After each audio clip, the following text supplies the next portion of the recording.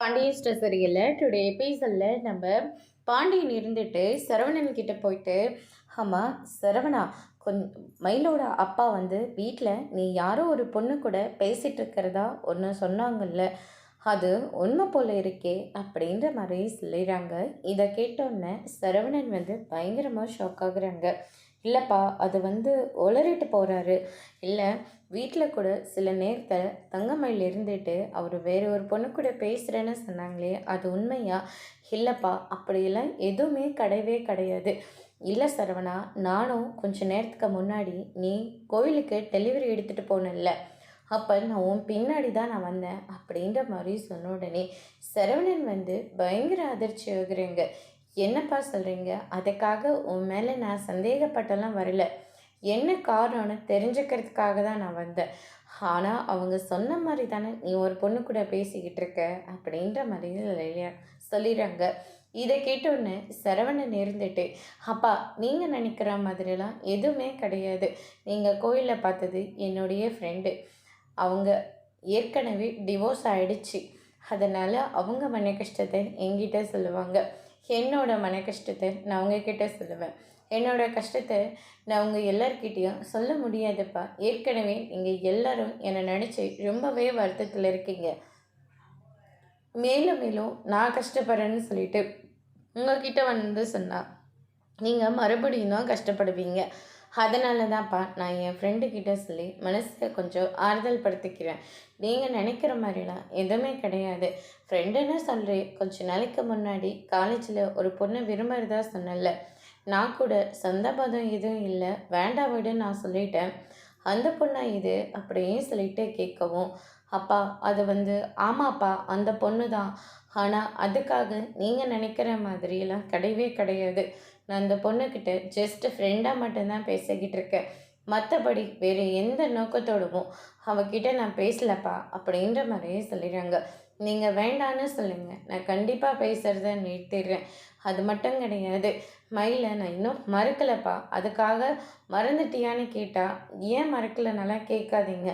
ரூம்குள்ளே போனால் அவள் கூட நான் சந்தோஷமாக வாழ்ந்த வாழ்க்கை இது எல்லாத்தையுமா தான்ப்பா ஞாபகத்துக்கு வருது அப்படின்னு சொல்லிட்டு சரவணன் வந்து ரொம்பவே வருத்தத்தோடு பேசிக்கிட்டு இருக்காங்க.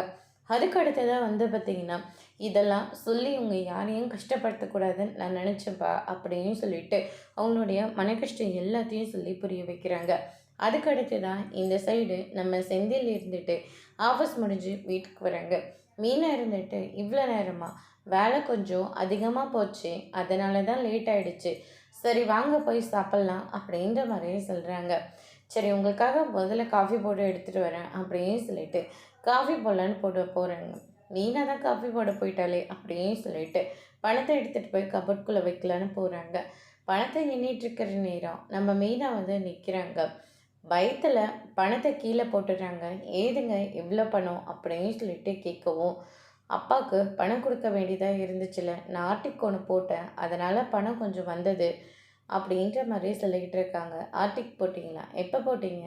ஏது போட்டிங்க? என்கிட்ட நீங்கள் சொல்லவே இல்லை அப்படின்னு சொல்லிட்டு கேட்கவும், நான் ஏதோ பணத்தை கொள்ளையடிச்சிட்டு வந்த மாதிரி இத்தனை கேள்வி கேட்டுக்கிட்டு இருக்கேன்.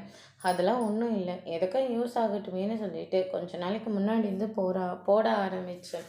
சரி இப்போ வேலை கிடச்சிருச்சுல்ல, அது மட்டும் இல்லை, உங்கள் அப்பா வேறு வீடு வாங்கணும்னு சொன்னார். நடுவில் எங்கள் அப்பா வேறு பணம் கொடுத்தே ஆகணும்னு சொல்லிட்டாங்க. அதனால தான் இந்த மொத்த பணத்தையும் எடுக்க வேண்டியதாக போயிடுச்சு, மற்றபடி வேறு ஒன்றும் இல்லை அப்படின்ற மாதிரி சொல்லிடுறாங்க. சரி, இப்போ இருக்கிற பணம், பேங்க்கில் மிச்சம் இருக்கிற பணம், இது எல்லாம் சேர்த்துனா ஒரு 10 லட்ச ரூபா தேரும்ல, தேருமேனா?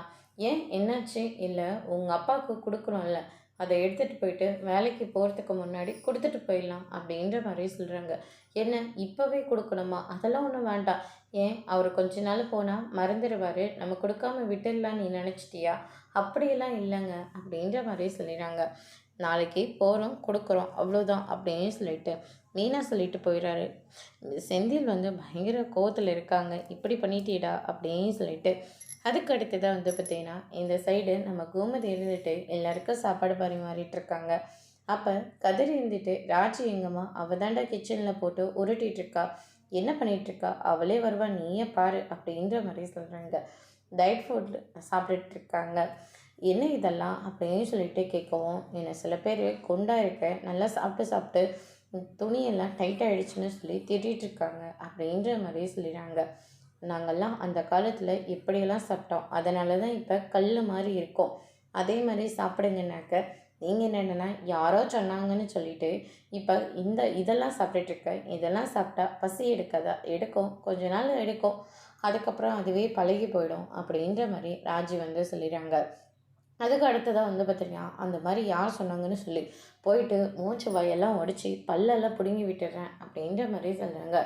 ஐயோ! அதெல்லாம் ஒன்றும் வேண்டாமாச்சி, நானே பார்த்துக்கிறேன் அப்படின்னு சொல்லிட்டு நம்ம ராஜி சொல்லிடுறாங்க. அதுக்கடுத்து தான் நம்ம கதிரும் கொஞ்சம் பதிலெல்லாம் கொடுத்துட்ருக்காரு. ஒரே ஒரு தோசை சாப்பிட்லாம்ல, வேண்டவே வேண்டாம், நான் இதுவே சாப்பிட்டுக்கிறேன் அப்படின்ற மாதிரி சொல்லிடுறாங்க. அதுக்கு அடுத்த நாள் பார்த்திங்கன்னா, பாண்டியன் இருந்துட்டு அவங்களுடைய ட்ரெஸ் எல்லாம் துவைச்சிட்ருக்காங்க. துவைக்கிற போது சோப்பு வேற காலியிடுது. எவ்வளோதான் துவைச்சாலையும் அந்த வெள்ளை சட்டில் இருக்கிற அழுக்கு போகவே இல்லை. பாண்டியன் அந்த பரவாயில்ல போலனாலையும் அப்படின்னு சொல்லிட்டு அழுக்கு துணியவே காய வச்சுட்டு போயிடுறாங்க. கோமதி இருந்துட்டு ஏன் இப்படி போட்டு வச்சுட்டு போயிருப்பாரு அப்படின்னு சொல்லிட்டு மறுபடியும் எடுத்து ஊற வைக்கிறாங்க. அதோட இன்னைக்கான எபிசோட் முடிச்சிருக்காங்க. இனி பாண்டியன் ஸ்டோரியில் அடுத்தடுத்து என்னெல்லாம் நடக்க போகுதுன்றதை வெயிட் பண்ணி பார்க்கலாம். தேங்க்யூ.